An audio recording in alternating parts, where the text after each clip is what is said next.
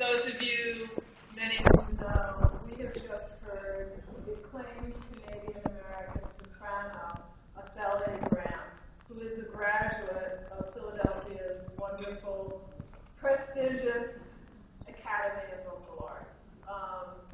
And the song she just performed is Elizabeth's aria, O Dear Hala, from Wagner's Tannhäuser. And it's a fitting tribute to Arthur. And not just because he's a devoted enthusiast of Wagner. When Elizabeth sings, she sings, when he departed, peace forsook me, joy took leave. And it nicely sums up how we would feel if Arthur were leaving us. But we're not letting him leave us.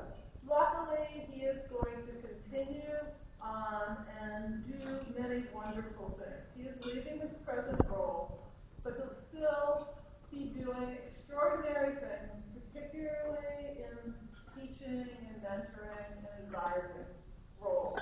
And he already has an office. He has classes to teach in the fall. Denise is relieved, so he won't be home all the time. And he is going to continue making a wonderful contribution to the University of Pennsylvania and the Perelman School of Medicine. And Arthur, for that, we are exceedingly grateful.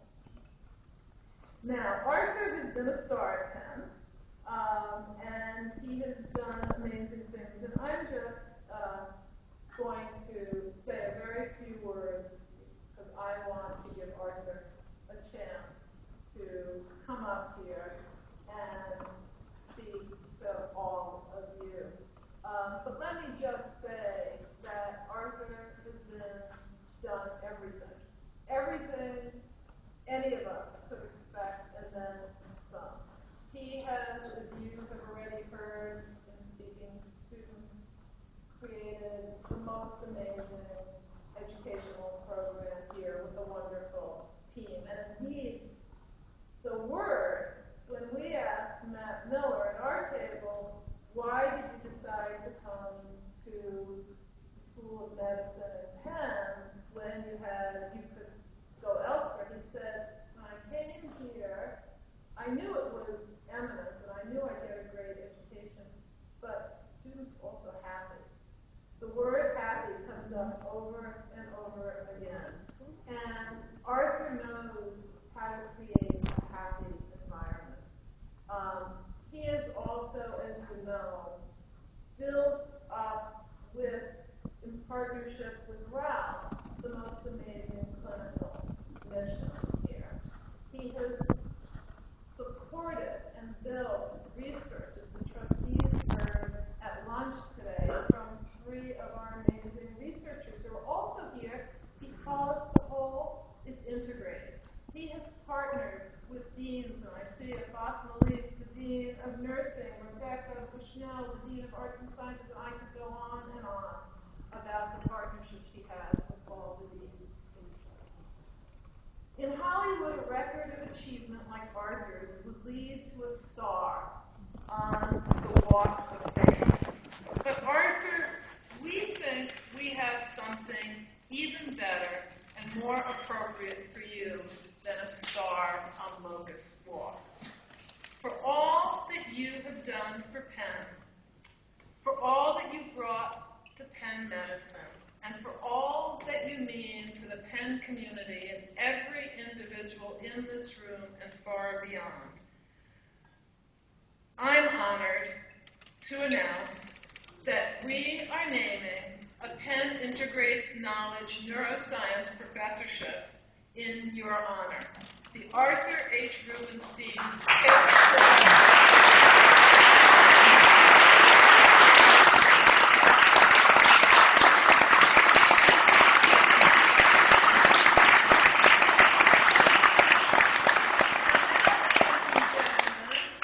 It's my honor to introduce to you the star of our own ensemble here tonight, Arthur H. Rubenstein.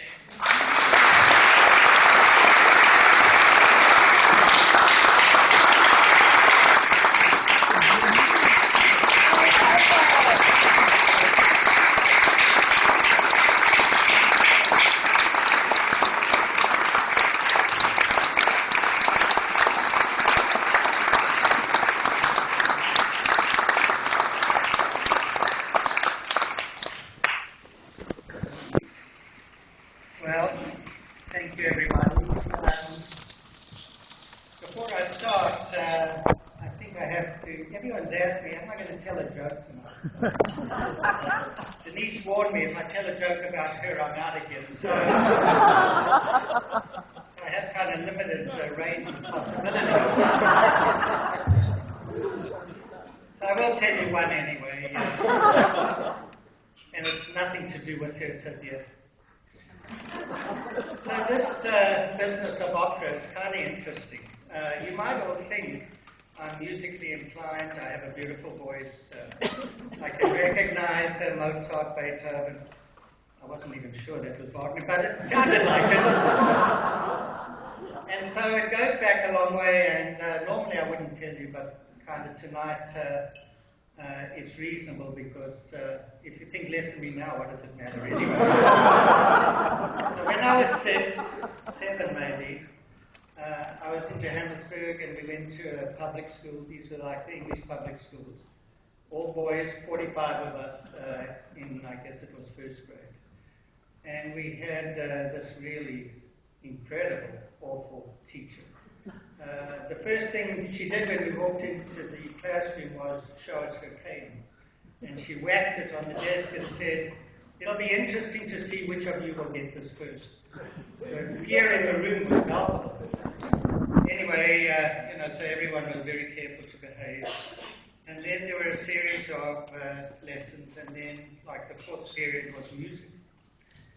So we all went to the hall. It was like this, and there was a piano. And this lady who looked like the worst English schoolmom you could ever meet. Her name was Mrs. Henning. It's indelible in my mind 68 years later. In fact, the day is like, I could remember it like, and she lined up all 45 of us in alphabetical order, so of course I was R, I was like 38.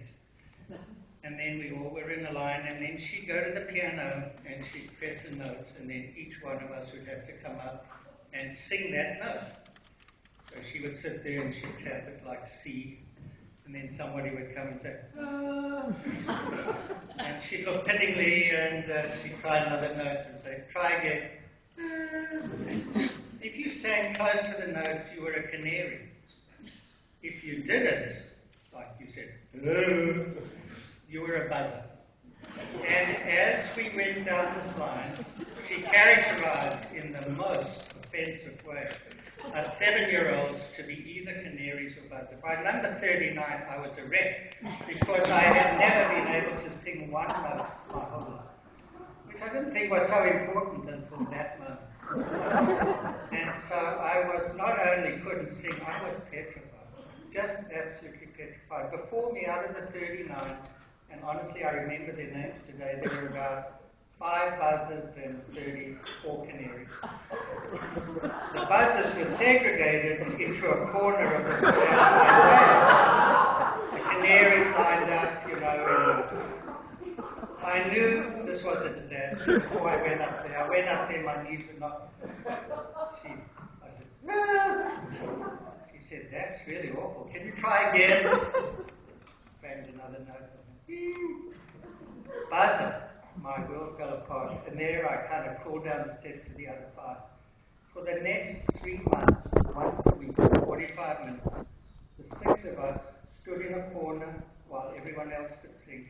We weren't allowed to talk, we weren't allowed to sit, and we were characterized as the buzzers. It was the most humiliating thing. So the moral of that story is I never learned to sing, but after many years, I decided I would show that lady what I could do. So I learned everything I could about music, just to stick it to her. But I just learned it because I couldn't sing, but I grew to love it. And of course, then I married Denise, and she loved music too. From that time on, whether it was Wagner or Mozart, which we know rather little about when we go to